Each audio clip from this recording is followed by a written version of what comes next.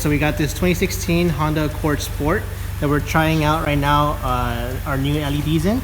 These are going to be the T Series. We have that on the driver's side on the left, and that's going to be the T7440. And then on the right you have a stock halogen. You can see the big difference right now. We have it in emergency mode. So now we're going to put it onto just directional, okay? And as you can see, no more hyper flash. That's your stock halogen. And if you can do left again, there you go, no hyper flash. As you can see, it does not affect the rest of the lights.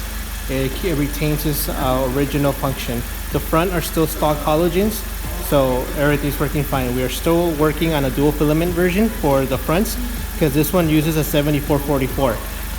It'll stay idle, it'll be in dim mode, and then when it turns into the turn signal, it'll get brighter.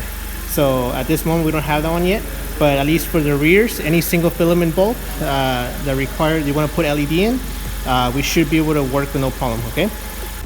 One thing to note though is that these style of bulbs, they have pretty much a time limit on it, okay?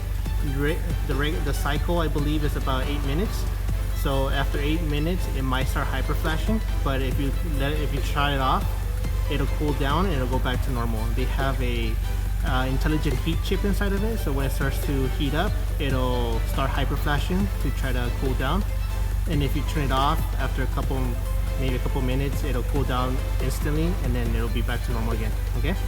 So if you buy these and you notice that function, please don't freak out. It's just this cooling way, so like that it does not overheat, okay? Because these do not use resistors. These are just direct plug and play and you're good to go.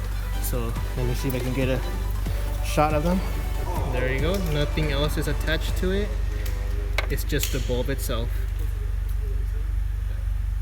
Okay, so if you guys have any questions, concerns, feel free to let us know. Thank you.